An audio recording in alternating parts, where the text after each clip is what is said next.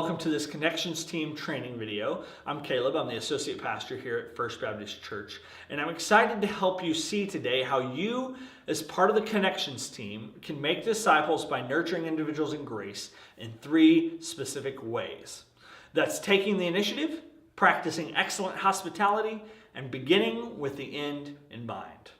First of all, God took the initiative with us, and so we take the initiative with others. God calls us His ambassadors, the people that represent Him. And so as a church, we do that by making sure each person who enters our parking lot and enters our building on a Sunday morning is welcomed really, really well. So if you are one of those people that maybe doesn't like meeting new people as much or is a little nervous about that, this is a great time and place for you to kind of step out of that, because God initiates with us. And I can tell you, even if this is only your second time at our church, the people who are here for the first time are much more nervous than you. They don't know what to expect. They don't know what's on the other side of our doors. They don't know if maybe we are one of those crazy religious cults. And so when it's up to us, we initiate. We go and meet them. We meet them where they are. We do everything we can to make it easy for them to meet Jesus here. God took the initiative, and so do we.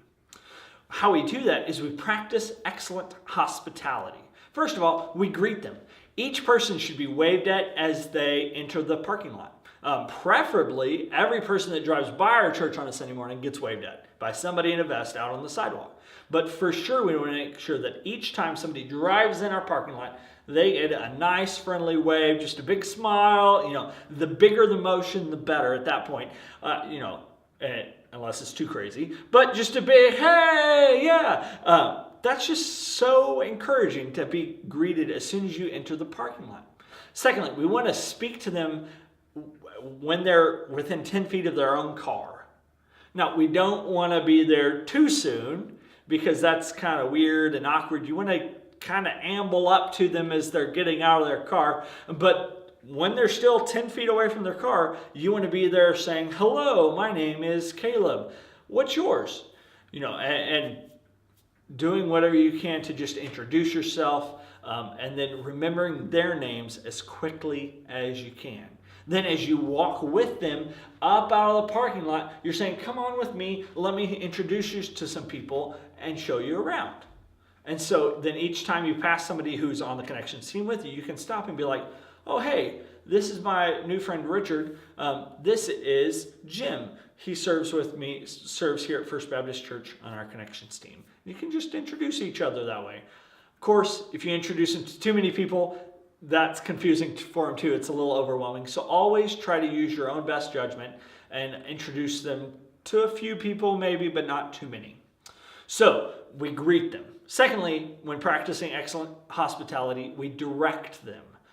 We invite them to grab a name tag, hey, because everyone does here at First Baptist Church. And then as we enter the building, we point out the bathrooms. We just say, hey, there are restrooms, just so you know where they are. If they have babies or infants with them, it's our job to take them to the nursery. The nursery folks are trained to be there and be ready so that when we greet somebody who has a baby or an infant and they're there for the first time, we take them straight to the nursery to help them get checked in and figure that all out. Also, part of directing someone is never, ever, ever pointing the way. If they say, hey, where were your bathrooms? Don't say, oh, hey, our bathrooms are over there. Go find them. Say, oh, hey, let me show you, and go with them. Part of directing them is being there step by step to direct them through the process.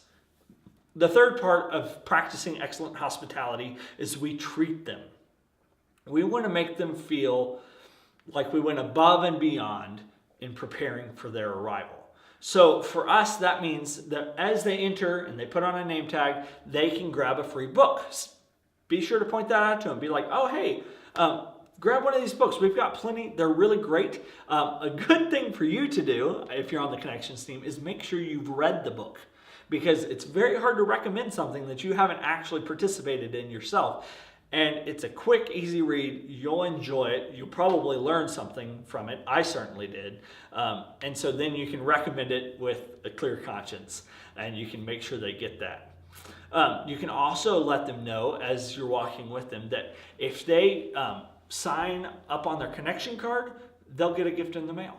You can just say, hey, during the service, our pastor's going to talk about, filling out a connection card. Be sure you do that. We'd love to send you a gift in the mail. We love giving to people here at First Baptist Church.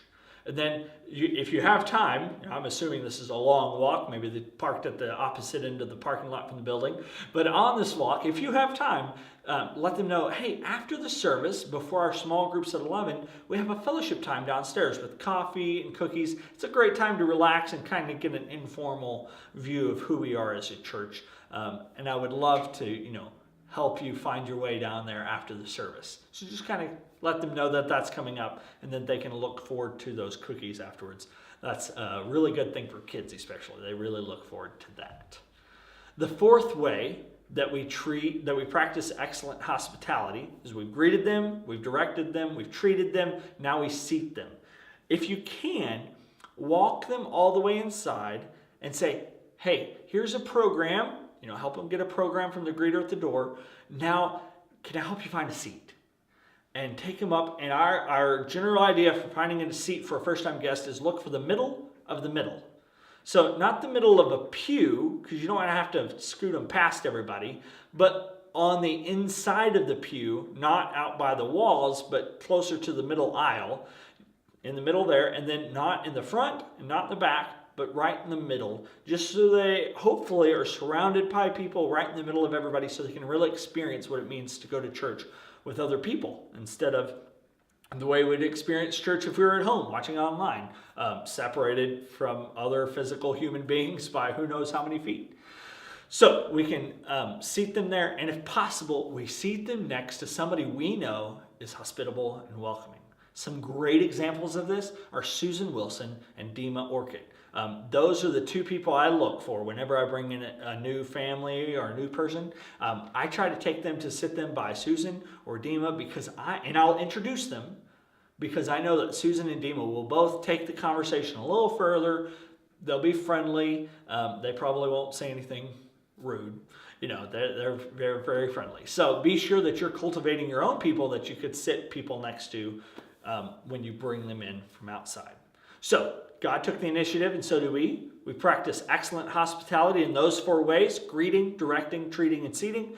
And then lastly, we begin this whole process with the end in mind.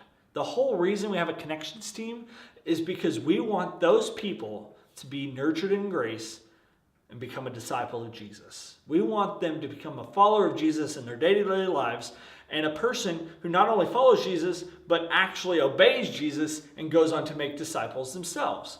So when we begin with the end in mind, we're not just welcoming them that Sunday to our church. We're expecting them to come back the next Sunday.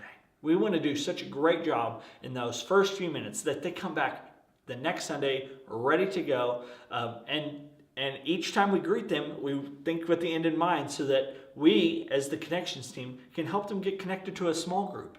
Most people, when they think of greeting at church, they think of, handing them a program or saying hi to them in the parking lot.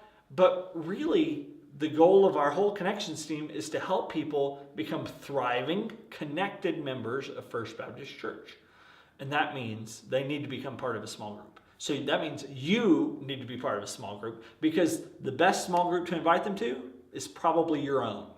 So each time you meet somebody new, feel free to just offer the invitation. Be like, hey, and at 11 o'clock after fellowship time, we have our small groups. Mine is great. Would you like to come with me today? And just ask. Often first-time guests are not prepared for that step, and that's okay. That's great.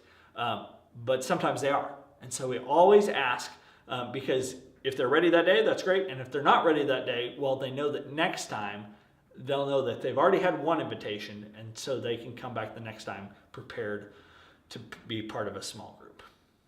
So thank you so much.